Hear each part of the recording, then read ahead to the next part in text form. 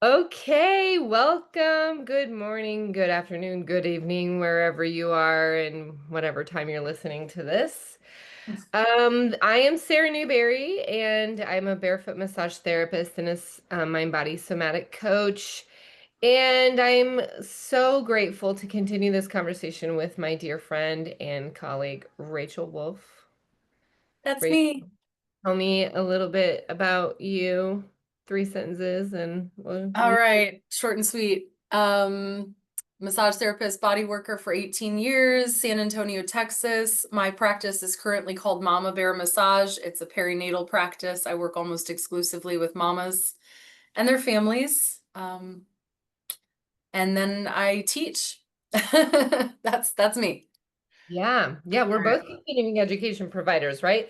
And Yes, massage yes. therapists, they are required to participate in continuing education. And yeah, I think that that's a really great thing because I think it's important to continually learn. Yeah, whether you're getting credit for it or not, Yeah. just be a Yeah, lifelong learner, please. right. And I think the people who are drawn to massage are lifelong learners. I mean, I hope so, because part of what we have learned over the years is that what is normal, what is like acceptable, what is like scientifically, relevant, it changes and it always grows and evolves. So we really have to stay on top of what's happening. So true. I know you and I have Gil Headley is one of our favorite teachers, right? Your face just lit up. Yes, love Gil. Love Gil. And if you're not familiar, definitely go check him out. He coined the term somanaut. Mhm. He's a out of Boulder, Colorado. He basically works in a dissection lab most of the time, but then he tours around and shares these amazing findings. And what I love about his work is it bridges anatomy and spirituality in such a very cool way that He, that intersects. But yeah. he always says, be careful of what you know. Knowledge is always evolving, as you just said so beautifully. And I think about that often. Like, be careful of what you think you know. And I think that's maybe a good lead in for what we're going to talk about today with boundaries, because I see a lot of massage therapists talking about what they know with such certainty and like almost like they cling on to it. Like, this is what I know. This is what I know. Keep it loose. You got to just, keep that evolving and keep that growing, but don't be fixed to that. It's almost like I have 4 kids, and when the fourth one came around, we just potty trained like 2 weeks ago. Well, really, over the last 2 weeks. And I said, the more children I have, the less I know about raising children. And I feel like that should be kind of true with like a lot of things, not just parenting. But, I've been doing massage for a very, very long time. What did we decide? Like 15, 18 years, something like that, whatever it is. Um, Yeah, going on 18 probably. Yeah. Yeah, and there are definitely some things that I can be with to expect. Like there's some expectations that I have about pain patterns or like clients or things like that, right? But the more I try to know something, Yeah. gets me in trouble, Yeah. There's that wisdom of like, sure, I can like know what a certain kind of tissue feels like possibly, but then like how it's gonna, happen, unravel Mhm. or roll out the story. You just Yes. So have the knowledge, but then have the wisdom to have the detachment from the knowledge, right? And like, um, there's a model. We were talking last time about authenticity, and one of the 4 drivers models that I've seen, it's one of these assessments that places you kind of into a quadrant, and the 4 quadrants are knowledge, power, wisdom, and love, which I thought was very interesting and probably not surprising to you at all. My 2 bigger ones were wisdom and love, and knowledge and power were like way down. But everybody's scan kind of is different. But I love that, those are the 4. I think that's interesting to think about how those 4 kind of are always in a dance, you Mhm. know. what's Yeah, actually driving us. how those four sort of intersect, and because I'm imagining visualizing like a quadrant where yeah, there's probably a relationship between knowledge and power, but also knowledge and wisdom, and also Totally. power and love, you know? Yeah. They have to all kind of talk to each other. Yeah, and it was cool when you take the assessment, how it kind of explains to you and breaks it down like, here's how that motivation could possibly be showing up in your world, and love that stuff. But yeah, I think wisdom and yes, love is great, but wisdom in the context of the professional sector or sphere, or that part of your life, that space in the professional spaces you inhabit, coming to those spaces with that greater wisdom that maybe I don't have all of the knowledge, right? Um, what else could be there that I'm not perceiving or able to know? And that could be a boundary too of what um, you know but don't say, or what you think and don't say. Um, not, I don't want to get too deep too fast with it, but all these different boundaries.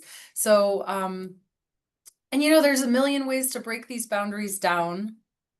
Right? I mean, they exist. Basically, Sarah, if you had to like come up with a definition of like what are boundaries?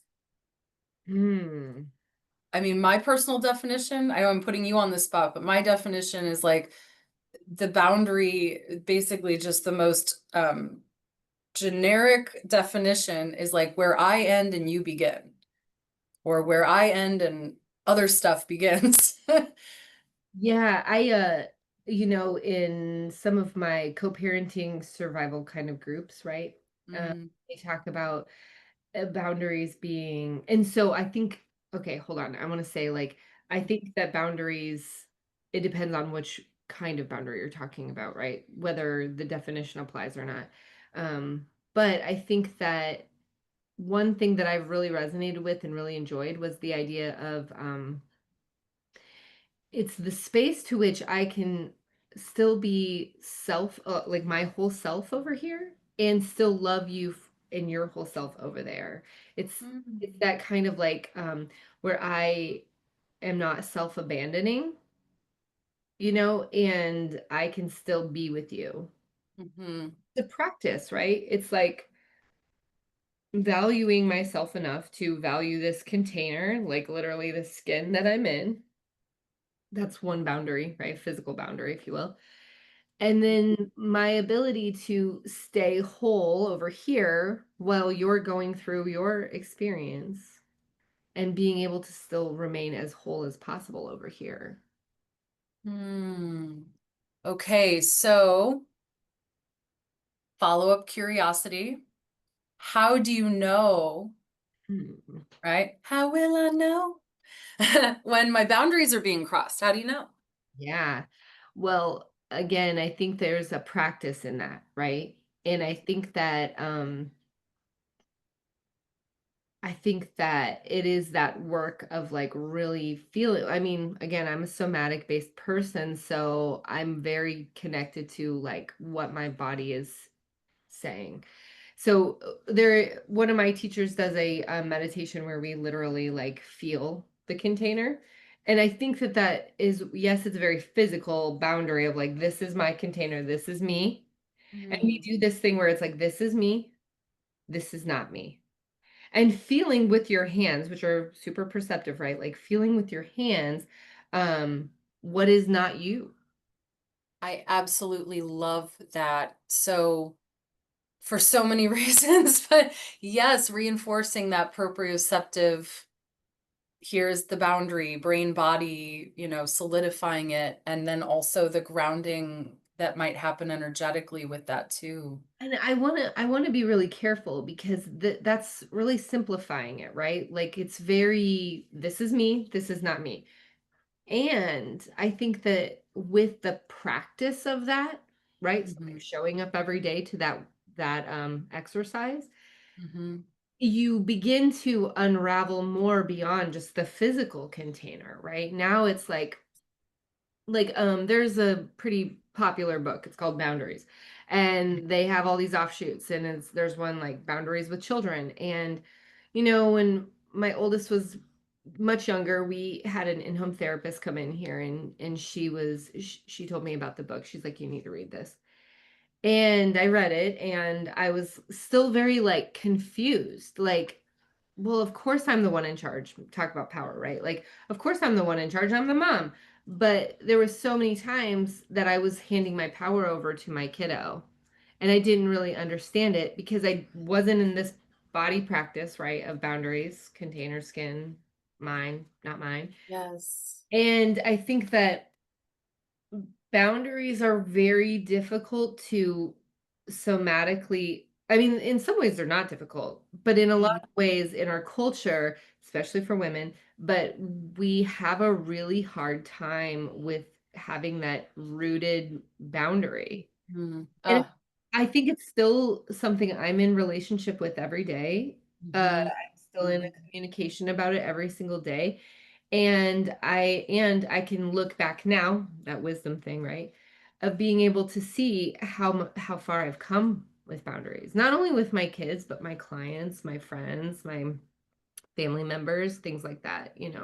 Totally. Oh my God, the power dynamics, and when we're in spaces where we need to be a leader, those boundaries are going to be different. And that's a perfectly illustrated example of like how we can be in our professional space or our private space or our personal space, and what are the best boundaries for that space and our role in that space. And so where do you need to show up?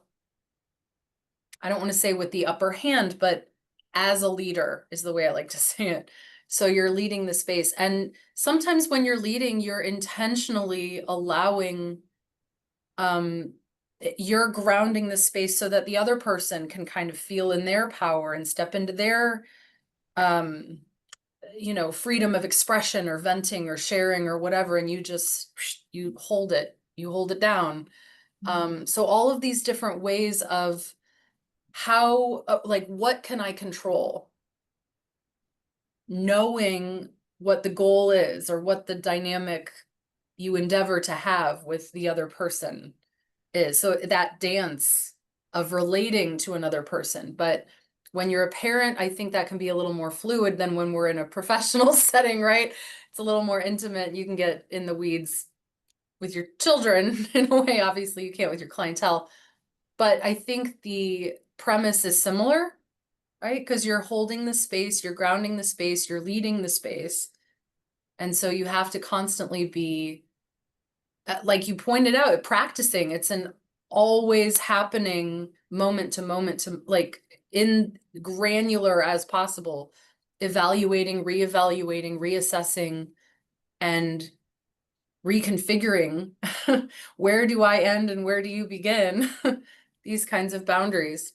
Yeah, absolutely. And I think that when you are in practice of this, okay, I feel like it's a more tangible experience whenever you begin to self-abandon. You can almost see it slow down, like, oh, here I go. I'm sliding down the self-abandonment hill or whatever. And I think that there's no way for because here's what I see a lot, okay, especially in the massage community and on the boards on social media or whatever. There's like this very rigidity of like, this is how you handle a client. You see those screenshots. This is what I communicated. What do I do here? And then you get all these inputs, right? And at the end of the day, like, there's no one way to operate a business, and there's no one way to handle a client. It is this like fluid practice that you have to be in order to connect with yourself to know what to do. I mean, Yeah. it's great to get like opinions, right? Like but that's still a practice, right? Okay, so Mhm. even Which if can validate, or yeah, and a yeah, lot of that I interpret it as maybe sort of egoic projections or advice giving, or and that's the online space for you, right? I mean, that's kind of why when we were talking last time, it's not the top shelf Yeah, and option. but there is like a really beautiful practice to be had in there, right? So say you post this and you get 10 comments, and 10 comments, you can still practice like what comes into my space that feels good, what Yeah. comes into my space that's like, nope, not doing that. And just Perfect. Yeah. being Yeah. with that like somatic experience of like, Yeah. yes, maybe, or like, heck no. And like feeling your way Mhm. somatically through that. That Yeah. will give you a lot of insight into your what you should or want to do. So, okay, last time we talked all about authenticity, and the other day I hosted a meetup group here and I gave them a little crash course in this. It was a little cannibalized version of a workshop I used to do called Align Your Life. And so we were going through a core values assessment as the first little bit. And the reason I'm bringing this up is we talked about authenticity last time. We do the core values assessment as a way to kind of understand what our core is. One of the identity models I use is 3 circles, sort of like a dartboard, if you will, like concentric circles. And the innermost circle is the core values. And then outside of that is our beliefs. And then the outermost one is our attitudes and opinions. And the idea is the attitudes and opinions are sort of always evolving, growing, changing. They're kind of always in flux. The middle bit, our beliefs, are a little more gelled. Think of it like fascia. It moves, but it can be pretty solidified if it's not challenged or questioned. And then in the middle is our core values. According to Carl Jung, those are formed very early in life, pretty much solidified by the time we reach puberty. And then throughout our adolescence, we kind of develop more of our identity. But the reason I bring this up is because a quick way to identify what our core values are, and this is going to be a tie into boundaries, whenever we get triggered, often it's because one of our core values is being stepped on, messed with, poked, infringed, violated, etc. And so understanding what are my core values is great. It's such a helpful activity. And you can go about it one of two ways. You can either do the negative, which is what I just illustrated. Think about some times that you were triggered and what was happening and what, I'll give you an example to illustrate. One of my past bosses was very rigid and closed-minded, and that triggered me all the time because open-mindedness, collaboration, all these things I value. So the second way, though, is the affirmative. And that's usually what people do. They look at a big list, they identify which ones, or they affirm which ones they connect the most with, and then they whittle the list down. Okay, so you can go about it one of two ways. But whenever you feel yourself getting triggered for whatever reason, I would just say that's a journaling, that's a moment to stop and pause and reflect and think really like emotionally or on a deeper level, what is happening, like maybe even psychologically, where I'm getting triggered. What is the root here? What is the thing that's being stepped on? And then again, to regain your personal power, what can I do about it? And that's where boundaries come in, is because it protects your A, right? It protects that authenticity. So when you're triggered or when you're going about your life and something oops a daisy happens and now you find yourself pissed off or triggered in some kind of way, stop, pause, like you said, use all of the beautiful somatic practices to notice what's happening. Noticing is the first step. And a lot of people, can't notice right now, too busy. Take the time, make the time, stop and notice. And then if you can name it, that's incredibly powerful too. I'm angry because da da da da da. And then another level and layer of that would be to um fold that in against, okay, well, what core value or values or beliefs, if it's even reaching that next level of yourself, what is actually being trampled on, or, what's Mm. actually going on beneath the surface of the anger. Because, we've talked, anger is a secondary emotion. It's a communicating emotion. When we feel anger, oftentimes there's something beneath the anger, right? So pay attention to anger. I think a lot of times too, just sidebar, a lot of massage therapists have strange behaviors around anger. I'll just put it that way. I've hired a lot of massage therapists, worked with a lot of massage therapists. I've been in the tribe for a long time. I've just like observed a lot of funkiness and I've heard a lot of interesting beliefs, I think. And um I have found anger to be a very useful emotion in my life. Um yeah. I don't know. And it's interesting people if there is a little bit of a weirdness around anger, maybe that's a thing to self-examine too, because what we're taught, especially if you're female, right? How you're supposed to externalize your anger. And Mhm. that's another sorry, I'm rambling here, but that's another way to analyze boundaries is external versus internal. So what you hold in versus what you express outwardly. Mhm. Um, whether it's journaling or whatever. Yeah. Yeah, I think that so many of us, right? We aren't allowed to feel angry. Why And, not? well, I mean, yeah, I'm with you on that.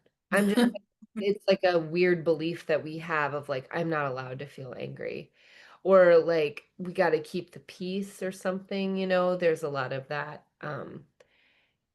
And I almost feel like working with boundaries and understanding your own boundaries may be a great place to start because you can be angry. Okay, you can be angry, but you still need the boundaries for yourself The to know, regulation. yeah, to be able to know how to, like, when is the right time to say something?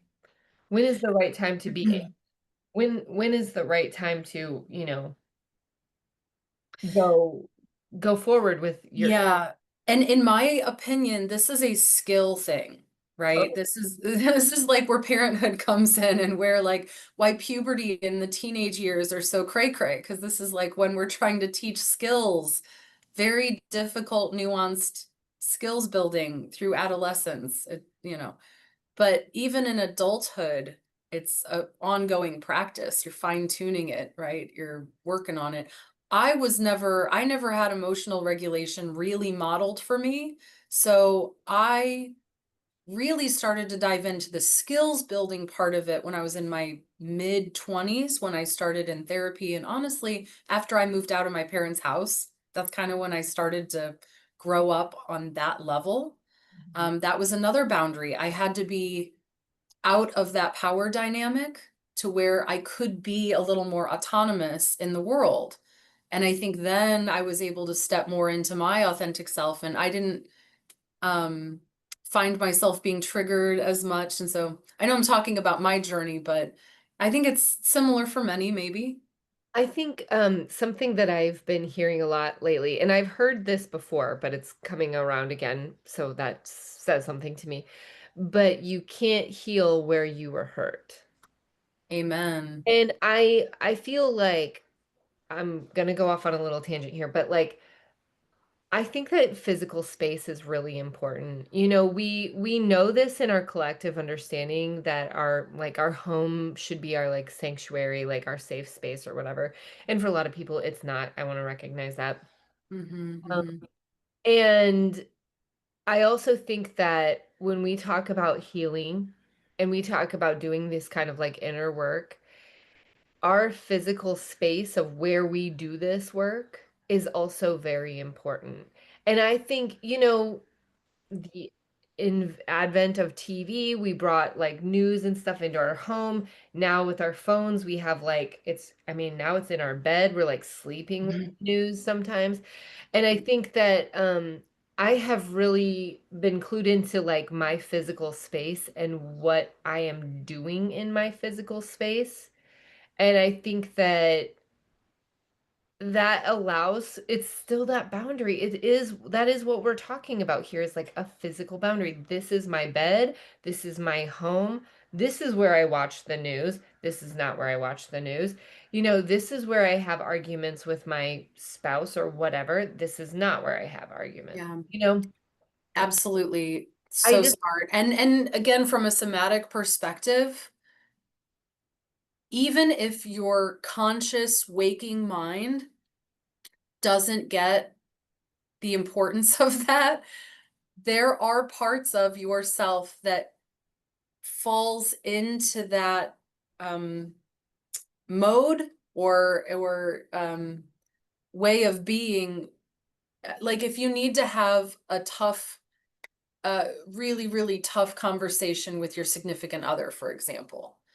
I think that's so smart to have like the kitchen table or the back patio or like have a designated space that suits that need, the energetic needs included, like all of the different needs. Um, and I'm sorry, I'm going to interject real quick because before we get too into the weeds, I think it's going to be helpful for anybody listening to. I have it written down here, but Susan Salvo in her textbook, Principles in Practice, she outlines 7 different boundary types. I find it helpful to categorize things a little bit, just, so we have some kind of left brain approach somewhat to talking about this stuff. So the ones that she outlines are physical, emotional, intellectual, like what you think and believe, sexual, time, financial, and energetic. So again, physical, emotional, intellectual, sexual, time, financial, and then energetic. And I like that energetic and emotional and intellectual have all, and physical, but that they've all been sort of delineated. Um, because we are going to have different needs to protect our A, right? For each of these. And I know there's more beyond just these 7, but as massage therapists, I think we tend to talk about energy often, right? It permeates everything, it's everywhere.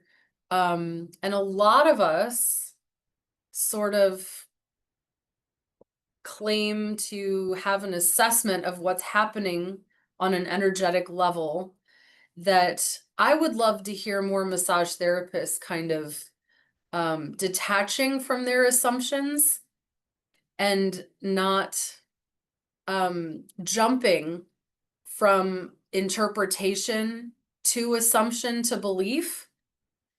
I think that's maybe an emotionally maturity thing too, or that's like a personal development thing. But I see the pattern where people pick up on energy. They make an assumption. They quickly jump from a thought to a no. I know this, like KNOW, not an NO, but like I'm picking up on something energetic and then I interpret it and it's like truth for them.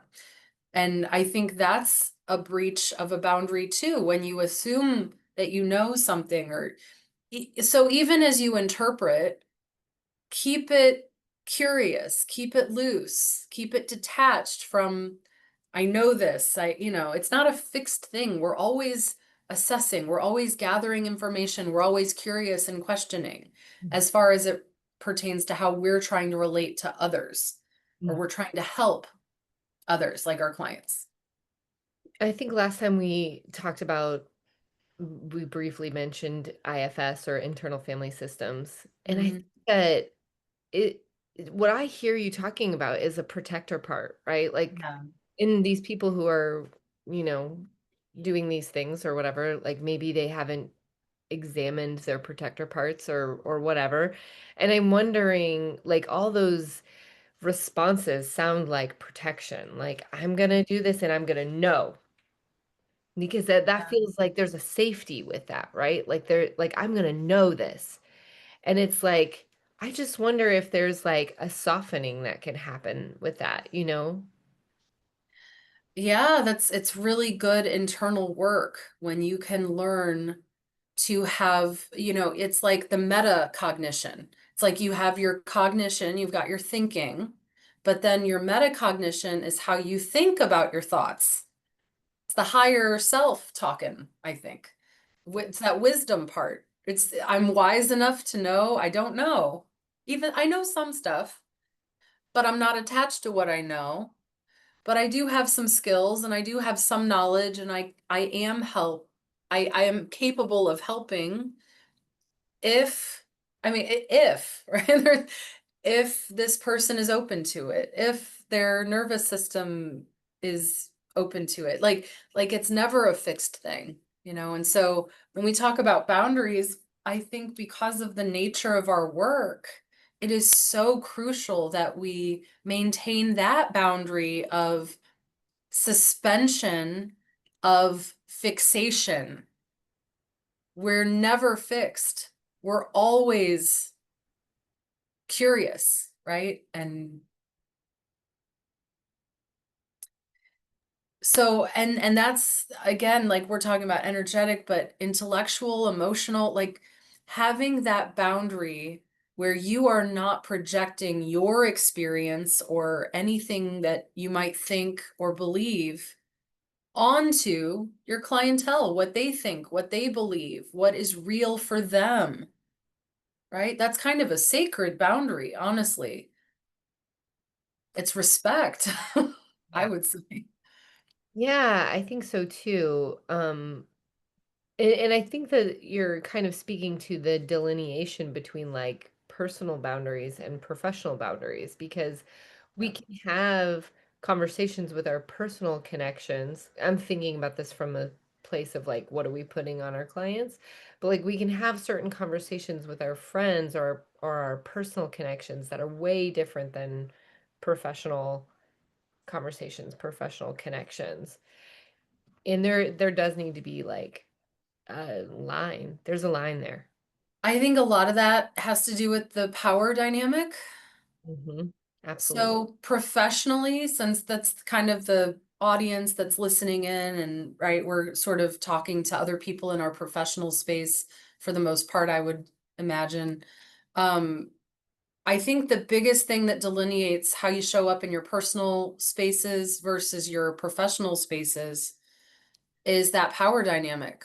So when in doubt, default to whatever mode. I know what mode it is for me. It's almost like you're wearing a hat. If you could like put a hat on and switch out a hat, or you know, in some of the somatic experiences, like change the channel. It's like change your hat, change your hat. Literally when I put on my black shirt on and my black tights, it's like a uniform, even though I have the freedom to wear whatever I want. Mhm. When I'm in that mode, I'm I'm authentically me, but I'm not the same that I'm gonna show up even here or in other spaces where the power dynamic is different. When my clients walk in the door, I am there to serve them. I am there to help them. And that has nothing to do with my ego. That has nothing to do with what I think, what I believe. I'm there to be in service to this client who is trusting me, right? And so out of that core value of respect, I'm going to show up authentically with all the boundaries there, you know. And again, because my practice is perinatal and very, very trauma informed, my default mode, at least, yeah, as a default mode, I was going to say there's some variability to that, but it's the default mode is to err on the side of less is more. And not just during the intake, I mean, during the session, afterwards, all phases of my client, you know, all phases of that communication. Um, what about you? How do you feel people can be aware as professionals of that power dynamic? Like, what are some things that maybe can help people shift into a healthier professional mode? Just paying attention to the power dynamic. Well, I think the power dynamic is a very interesting topic all in and of itself. Like we could do a whole conversation on that. We have a lot, especially as women, massage therapists, caregivers, we have this very complicated relationship with power. And like personal power and like professional power and everything. I remember whenever I first little side story here. whenever I first became a massage therapist, my aunt asked me a question as if I were like an equal to her. And she was a nurse. So like, different approaches to things, but she actually like came to me and asked me my thoughts on something. And I remember that feeling, that somatic feeling of being like, whoa, wait a second, she's asking me. And I think that there's like, again, we can talk about power for a long time, but I think that we have a license and that gives us a certain amount of power, right? And if you read Unbound by Kasia Urbaniak, she talks a lot about power being like the attention being outward versus attention being inward. I don't know if you know about her, but she is Oh. um I don't want to get it wrong, but she lives a very interesting life, and she teaches very interesting things. But it's a lot about giving power to women, and it's a lot about like, are you putting your attention outside of yourself or is it inside? And a lot of times our default is to go inward, right? And when we are in a caregiving role, our attention almost always has to be outward, right? Because we're giving care to someone else. So I think that just that distinction itself is like, when is the appropriate time to be inward and when is the appropriate time to be outward, and what does that expression look like? I think that all that is like inner work to be done too, right? And that's, I mean, i think Very interesting. I think it's in the natural progression of life. This is my wise woman talking right now, right? It's like, in the natural progression of life, you go through things naturally where you'll be like, I didn't like the way I handled that. Was that an inward or an outward expression or like attention, you know? And I think it always comes back to boundaries. Like, we have to understand our boundaries enough to know when is the appropriate time to be like reflecting inward or attention inward or attention outward, right? And just to make sure I'm tracking, I think I am, but the somatic terms or the nervous system terms that we could use also would be interoception and exteroception for what you're describing, right? Yeah. Or is Yeah. it more of a psychological analysis that you're talking about, or both? No, I think you're tracking. I think it's more like, yeah, I do think that practice of interoception is so a big piece of this, right? Like, being able to see when something is like affecting me versus when am I affecting something? And just noticing when you feel something in your body and connecting it with what's happening externally, Right.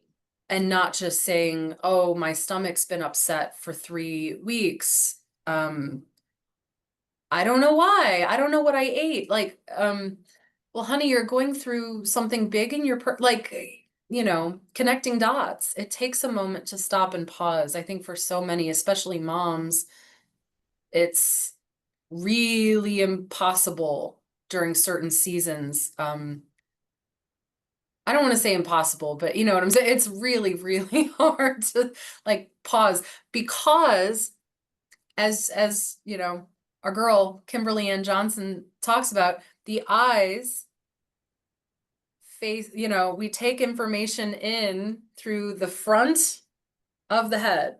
The front and top of our physical form is Okay. where we're gathering in so much information.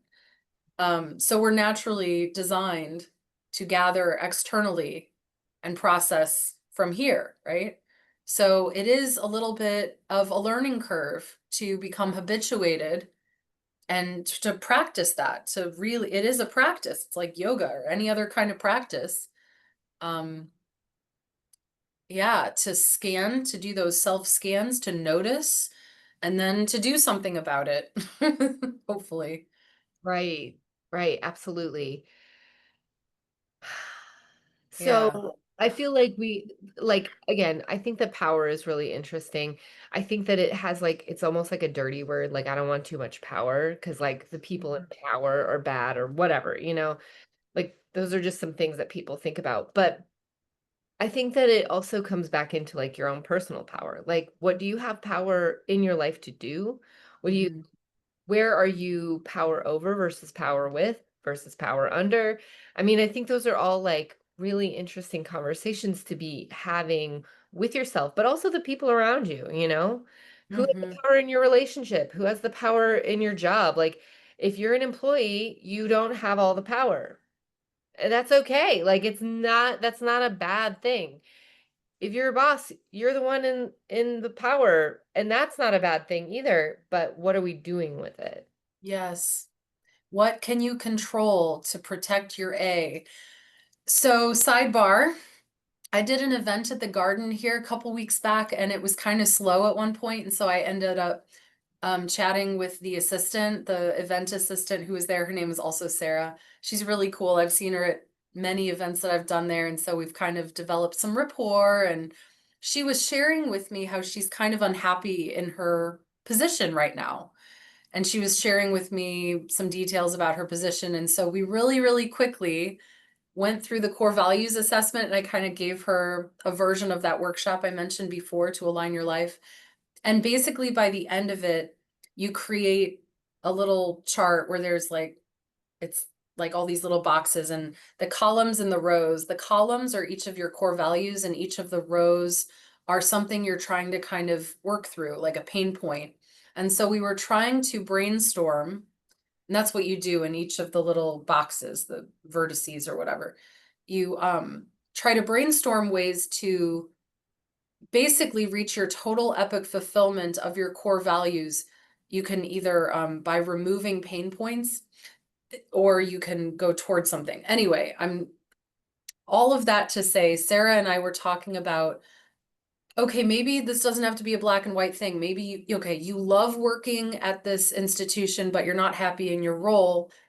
What do you have influence over? Because that was, I think, her big pain point, is she felt powerless.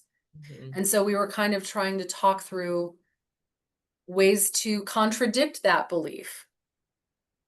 And by the end of it, she was like, you know what? And she had some action items, which is what the end of the workshop leads you to, like several action items. Okay, what are you going to do? And she had decided she was going to go talk to so and so to think about maybe reworking some of the boundaries around her current role. And I felt, I didn't ask her this specifically, but I felt like she was more hopeful, maybe. Again, I don't know that, but I'm thinking maybe. I was curious. Okay, she seems a little bit more optimistic and hopeful and happy. Her energy definitely seemed more up what by the Well, time we got to the end. I think that these big life things are important, right? Like your job is really important. Yeah. And if you have unhappiness there, it's going to feel like a big pile on you. And like, I feel like with that exercise you did with her, you gave her like a little peephole so she could like look up and be like, okay, A peephole. I like that. way out, or like, here's the way to something different. Maybe it's not, Oh, but like, yeah, man. And we can all sympathize with her, right? I mean, God, we've been in the weeds and just felt like I can't see the forest. Like, which way do I go? yeah, And it's absolutely. like, well, you can go any which way you want, first of all. Like, don't feel trapped because you're not. But if there are certain boundaries and barriers, like financial or time or, yeah, other boundaries that exist, like it just takes, I think, and it takes time sometimes too to chew these things over, let it marinate, sleep on it. My God, sometimes our subconscious mind knows the answer that our waking, Yeah. um, grinding away, trying to come up with the perfect solution. Girl, sleep on it. Anyway, Or that, get into your body, because like that's what I always think too is yeah, not that our bodies are our subconscious, but like I do feel like our bodies hold ideas and wisdom that we aren't tapping into unless it's intentional. 100%. There's a compass in there. But again, for so many people that don't have the practice of tuning in, Absolutely. you gotta learn that frequency a little bit and then practice it. And it's like developing a muscle. And the beautiful thing about neuroplasticity and our beautiful organic selves and this divine design, this body, um, and this brain inside this body is there's always plasticity and learnability and we Mhm, can always decide who we want to become and then become that. mhm, How fucking empowered a thought is that? mhm, First, decide who you want to be, and then we've got the power. We always have the power. Like mhm. if you can believe anything in the world, why not just believe that? That you can, I don't know. I know it seems a little pie in the sky, but uh, Well, and I also it's just want true. to, I feel like I want to say this too. When you were talking, I was thinking like you and I are both people who are super interested in like living our best lives and like doing that inner work to like break through some of the chains that we've maybe been inherited or given or whatever. Yeah. There are people who are not interested in that. Okay? Like, and I can't understand. I'm not going to pretend to understand what that's like. I've just shared what I'm like, right? So but I can also see how like yeah, especially as like a busy mom, like when do I ever have time to sit down and journal? Or like when do I ever have time to slow down to see how this is working or whatever.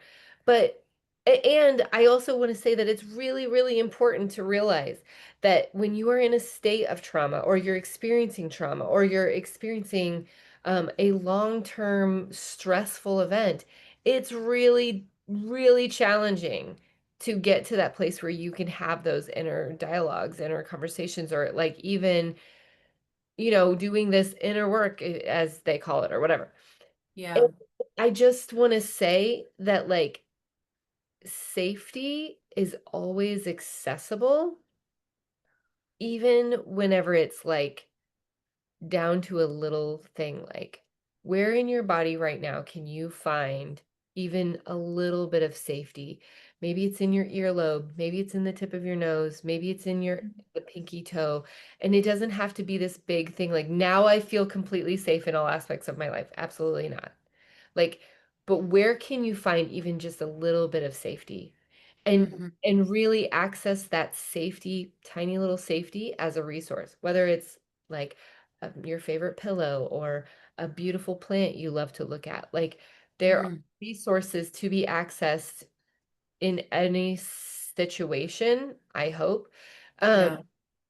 Let and me interject real quick because there was a study that said even if you don't have safe people, right? We know enough about ventral vagal and the social safety system and all of that, um, to know that that is the state of, groundedness, regulation, all of that, and it's environmental and it's social, right? So it's the thing of, gazelles look at each other before they run away from the lion, right? We check in with each other. But if you're somebody that doesn't have any people, it just little quick study I was reading the other day. Um, Kids who snuggle a pet or a plushie, it can even be an inanimate object, their brain produces a lot of the happy hormones like oxytocin that produce feelings of safety and love. Um, so even if you don't have another human, you can use a safety surrogate Mhm. in different forms to give yourself that feeling of safety. And I love that you gave the example of, other things. I just wanted to piggyback on that real quick and add there's science to back that up if it's something like a plushie or a pet. Like I know my old cat Loki was, oh my God. So I yeah. know, I feel like we live in such an urgency culture. Like we have to download wisdom right now. Fix the problem right now. And I'm guilty of it in situations too, of course. But I also feel like when I remember, when I can slow down enough to find a moment of safety, even if it's in that inanimate object or whatever, like I'm gonna have more resource to my full brain capacity to logic or feel into whatever is happening. So I think that that's an important thing because I don't ever want to be like, okay, so how all day we're gonna spend in reflection or journaling or like whatever, whatever. It's like, no, we have to live a life. We have to go to the grocery store and pay the bills and all that stuff. Yeah. So I just like really want to say that, there is plenty of time, even when it feels like there's no time. I might be talking to myself right now. No, no, there is a lot of wisdom. No, I appreciate you saying that, Sarah. There's wisdom in everything, and depending on where you are and when you are, right? The setting is where and when. So safety, it needs to be first. Self-safety needs to be first if we're talking about healing from trauma. Um, start with safety. I think you saw it was inside the perinatal professionals group. I posted a video the other day because I had an infant massage session. This is the first time it happened. I promise it won't take a lot of time, but just real quick, I want to share. Because this was a first and it was a new boundary that I found myself navigating in real time, right? I didn't have time to be like, I'm sorry, parents, can you just hold on and let me go workshop this by myself? No, like you have to figure it out.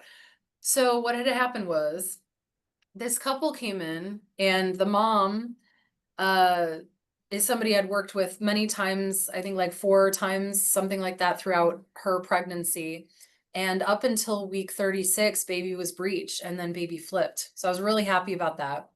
That was our one of our primary goals for a lot of the work. But she came in with her husband and her 3-week-old postpartum.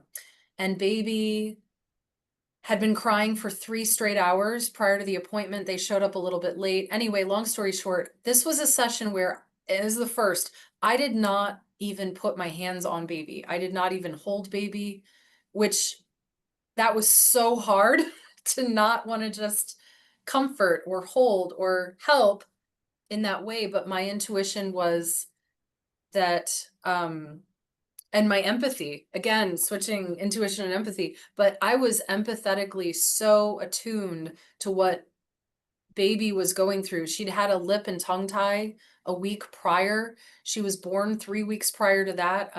Not to get into detail, but it was not an easy birth. It was a vaginal delivery, but it was a long labor. And so this tiny human was crying because that's all she's got, right? She's communicating distress and pain and all of these things. And so I was trying to kind of coach mom and dad without, again, attuning to their needs and boundaries. I didn't want to overwhelm them. They're already so beyond overwhelmed, exhausted, frustrated, all of the things you could possibly imagine. And on top of baby's been crying for 3 hours. So anyway, I did not charge them. That was my financial boundary that I did a quick self-scan and that felt right. I felt lighter when I entertained the thought in that little microsecond of like, nope, I'm not going to charge them. And I asserted that at the top of the session when they first came in. I was like, look, if she continues to be fussy, this is what we're going to do. So I let them know what to expect at the top of it. And then, but I was loose and I was like, okay, well, let's try a couple things. We'll see how she does. And if things change, then, but it ended up not changing. And so they ended up leaving even more frustrated, I think, and exhausted. And, I checked in with mama. I was really, really empathizing for her. The reason I came on and did the video about it was because, in addition to many other firsts, it's very, very rare for me to take my work home with me energetically. And I think because I was so attuned to this mom and I was so empathetically with her, I just saw her and felt her. And I know a lot of other therapists that go on, Badass Body Workers or other awesome groups share these kinds of experiences. And here I was having one of those experiences, which I hadn't since I can remember, honestly. I'm really well boundaried in that way. But I took that work home with me because I just wish there was more that I could have done for that mama because of that deep empathy and just feeling for her. So on that note, I have a typical practice that I do whenever clients do leave. I'll wash my hands and I'll thank them. As I'm washing my hands, I'm like thinking about what I received.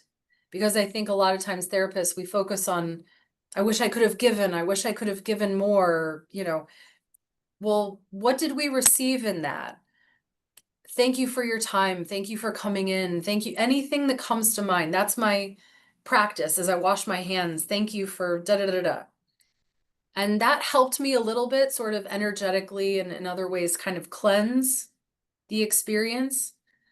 But in maintaining our boundaries, we've got to think about, well, and let me backtrack. Sometimes we don't realize a boundary's been crossed until it gets to that place where it's a pain point or a friction point. And that's what I experienced. And that's how you kind of know is you find those boundaries by crossing them. Absolutely. But then, okay, what do I do about it? And so you just kind of reinforce. And of course, I shared my experience in that Facebook group because I felt good about I slept on it, and then the next morning is when I posted. I felt really solid. I felt very good, like I had done the right thing, and it was a hard situation, and I handled it well. And so I wanted to like give myself credit where it was due, but also and empathize with myself, right? The empathy I gave to mama, I gotta get some of that too. It's on tap. Fill me up. So give myself some of that compassion. Um, but it's difficult, especially with babies who are nonverbal. And I, again, I try to kind of coach mom and dad, like her nervous system, everything is about co-regulation right now, yada, yada, yada. I kind of went into my little mini teaching moment there with mom and dad, 5 minutes or less, but just explained how massage was not going to calm baby. Massage to this tiny human was going to be sensory stimuli that is not what this tiny human needs right now. She needs mom and dad to co-regulate, and she needs to learn safety as that baseline. Mhm. Okay, that was basically my spiel. Felt better about it the next day, posted that experience to share with others, and then cleansed, walked away. So even if we fumble through, it's a beautiful process of analyzing and reflecting, and then, okay, what am I going to do next time? Right? Keep on going. Right. Right. I mean, I think we mentioned this last in our last session too, but like if the shelf life of a massage therapist is 6 years, that's just not enough time to have those kind of reparative experiences too, right? Where it's you have the kind of boundary, not violation, but like crossing over it a little bit to then come back and recalibrate. It's like you need to have a lot of years and a lot of experiences, a lot of hands-on bodies or whatever, or feet-on bodies in my case, but that will give you the experience to move through it. And I think this is burnout. When we see burnout, that, yep, your face doesn't. It's like that's the line being crossed habitually. Absolutely. So think about how you might want to reinforce your fences a little bit. And that's going to lead us into our conversation about communication. That's, yeah, that's the how. Yeah. Yeah, I mean, and I also think it's embodiment, right? It's about understanding the embodied boundaries through moving through them, then having that like recalibration, like I was saying. It's almost like, okay, now I know that this is not an okay situation, or this is not what I'm good with, or whatever. And then being able to have that embodied experience of this is what an embodied boundary is like. And then, yeah, the next piece Integrate. Yep. communicate about it. And I think that I mean, I don't want to dismiss the physicality of our work either, because there is something to be said for the like the giving of our bodies that also contributes to burnout and contributes to, oh, this is a way more physical job. And I have some thoughts about that. Obviously, I have some really big thoughts about that. We can save that for another time, but um Well, physical boundaries is one of those areas that well, salvo and outline. absolutely, but I also think it's about money. It's about what are you charging? Survival. Yeah. And I think we all should be probably charging more. I don't know. Yes, yes, yes. So while these boundaries, Salvo did such a lovely job of delineating and categorizing them, they all flow together. So it's helpful to see them all kind of differently. But when we think about the pain points in our life, we could, okay, I'm burned out. I need money. I did so that's another reason why I really like that workshop. Mhm. And the workshop often led into one-on-one coaching, as I'm sure you can imagine how those conversations would I need to have more one-on-one because it's a lot to dive into. There are many different boundaries existing simultaneously all the time, how we manage them externally versus internally. What can I control or have influence over? That's the negotiation. And that's where a lot of the brainstorming, and that's where a lot of your personal power, I think, can come in because you can realize all the ways that you can stand up for yourself, basically. Right, right. And you're worth standing up for, like, it's the Yeah. self-compassion part. So I'm curious if you feel complete in our time today with boundaries. I feel like we could do a whole another thing about boundaries, but Yeah, I feel like I've said everything I wanted to say. And awesome. I could talk, you just point and click. I'll talk until you tell me to stop. Oh, I could too. We All right. will. Well, I love this conversation. Again, we'll follow it up with more communication conversation next week. And yeah, follow us, do the thing. I hate like to request it, but it's like at this point, can we all just agree that like if you go on a social media page, if you like even just anything about it, like, click, follow, share, do the thing, because all of us are all trying to do.